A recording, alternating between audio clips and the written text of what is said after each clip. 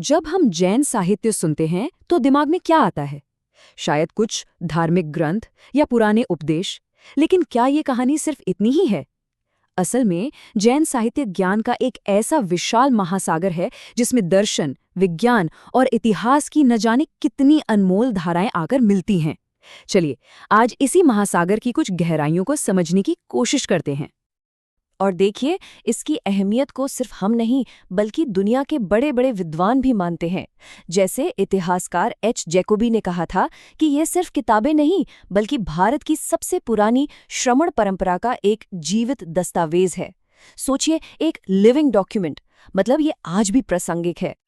तो सवाल फिर वही है, क्या ये बस कुछ धार्मिक ग्रंथ हैं या फिर इनमें जिंदगी को देखने और जीने का एक पूरा नजरिया, एक मुकम्मल फलसफा छिपा है? आइए आज इसी सवाल का जवाब ढूंढते हैं। तो इस विशाल ज्ञान के सागर का कह सकते हैं केंद्र क्या है? इसकी शुरुआत कहाँ से होती है? इसकी जड़ें हैं आगम साहित्य में, जिन्हें भगवान महावीर के मूल उपदेशों का संकलन माना जाता है। यही वो नींव है जिस पर ये पूरी इमारत खड़ी है। तो ये आगम है क्या चीज? ये वो ग्रंथ हैं जिनमें महावीर के मूल उपदेशों को सहेजा गया है। और सबसे दिलचस्प बात जानते हैं क्या है? ये उपदेश संस्कृत में नहीं बल्कि उस समय की आम बोलचाल की भाषा अर्धमागधी प्राकृत में दिए गए थे। इसका सीधा सा मतलब था कि ज्ञान किसी खास वर्ग के लिए नहीं बल्कि हर एक इंसान के लिए है। और ऐसा नहीं है कि ये ज्ञान बस यूं ही बिखरा पड़ा है। इसे बहुत ही व्यवस्थित तरीके से बांटा गया है, जैसा हम श्वेतांबर परंपरा में देख सकते हैं। सबसे पहले हैं 12 अंग, जो समझ लीजिए कि कोर फाउंडेशन है। फिर उनकी और ज्यादा व्याख्या के लिए 12 उपांग हैं। इसके बाद भिक्षुओं के आचरण और अनुशासन के लिए मूल सूत्र और छेद सूत्र हैं। मतलब एक पूरा का पूरा स्ट्रक्चर्ड सिस्टम है ये।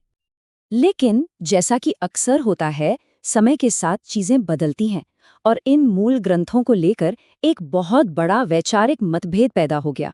एक ऐसा मतभेद जिसने जैन परंपरा को 2 बड़ी धाराओं में बांट दिया। और वो मतभेद ये था, श्वेतांबर परंपरा का मानना है कि मूल आगम आज भी मौजूद हैं। हाँ, हो सकता है समय के साथ उनमें कुछ बदलाव आए हों। वहीं दिगंबर परंपरा ये मानती है कि एक बहुत भयानक अकाल के बाद वो असली ग्रंथ हमेशा के लिए खो गए। और इसी एक वजह से दोनों परंपराओं ने अपने अपने साहित्य को एक अलग दिशा में आगे बढ़ाया। तो आगम तो समझ लीजिए एक मजबूत तना था, लेकिन इस तने से जो ज्ञान की शाखाएं निकली वो तो और भी विशाल और विविध हैं। इन्हीं शाखाओं ने जैन साहित्य को एक महासागर का रूप दिया है। चलिए अब इन शाखाओं पर एक नजर डालते हैं। और इन शाखाओं में सबसे पहली और शायद सबसे गहरी शाखा है दर्शन की, यानी फिलॉसफी की। जैन दर्शन अपने लॉजिक और बहुत ही गहरे विश्लेषण के लिए जाना जाता है। इसमें ब्रह्मांड कैसे काम करता है, आत्मा क्या है, कर्म का सिद्धांत क्या है, इन सब पर बहुत ही गहराई से बात की गई है। अब दर्शन की बात हो और तत्वार्थ सूत्र का नाम ना आए, ये तो हो ही नहीं सकता। ये ग्रंथ इतना खास इसलिए है क्योंकि ये एकमात्र ऐसा ग्रंथ है जिसे श्वेतांबर और दिगंबर दोनों ही परंपराएं मानती हैं। ये एक पुल की तरह है। इसे जैन धर्म का विश्वकोश भी कहते हैं, जो पूरे दर्शन का सार कुछ ही सूत्रों में बता देता है। अच्छा, दर्शन से थोड़ा आगे बढ़ें तो एक और बहुत ही दिलचस्प दुनिया मिलती है, जैन पुराणों की। हाँ, लेकिन ये वैदिक पुराणों से काफी अलग है। जैन पुराणों में तीर्थंकरों और दूसरे महान पुरुषों, जिन्हें शलाका पुरुष कहा जाता है, उनके जीवन की कहानियां हैं। इसका एक बहुत ही अच्छा उदाहरण है आदि पुराण। ये सिर्फ कहानियां नहीं है, ये एक तरह से मॉरल साइंस की क्लास है। इन महापुरुषों की जिंदगी के जरिए अहिंसा, त्याग और नैतिकता जैसे मुश्किल सिद्धांतों को इतना आसान बना दिया गया कि हर कोई उन्हें अपनी जिंदगी में उतार सके। और अब कहानी और भी दिलचस्प हो जाती है, क्योंकि बात सिर्फ धर्म और दर्शन पर आकर नहीं रुकी। जैन विद्वानों ने गणित, ज्योतिष और व्याकरण जैसे दुनियावी विषयों पर भी जबरदस्त काम किया। ये दिखाता है कि उनका नजरिया कितना व्यापक और वैज्ञानिक था। और इसका दायरा देखिए कितना बड़ा है।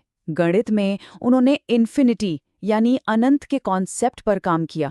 फिर एस्ट्रोनॉमी, ग्रामर और यहाँ तक कि पॉलिटिकल साइंस। मतलब शायद ही कोई ऐसा फील्ड हो जिसे जैन विद्वानों ने अपनी लेखनी से छुआ ना हो। ये सचमुच ज्ञान का महासागर है। तो इस सब का मतलब क्या है? ये जो इतना बड़ा साहित्यिक खजाना है, इसका भारत पर असर क्या हुआ? ये सिर्फ किताबों का ढेर नहीं है, बल्कि एक ऐसी विरासत है जिसने भारतीय संस्कृति और सोच पर बहुत गहरी छाप छोड़ी है। इसका असर हर तरफ है।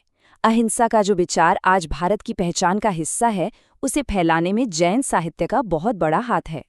भारतीय दर्शन को एक लॉजिकल ढांचा दिया, और ये भी बहुत जरूरी है कि उन्होंने प्राकृत और अपभ्रंश जैसी आम लोगों की भाषाओं को साहित्य की भाषा बनाया, जिससे ज्ञान कुछ लोगों तक सीमित न रहकर जन जन तक पहुंचा।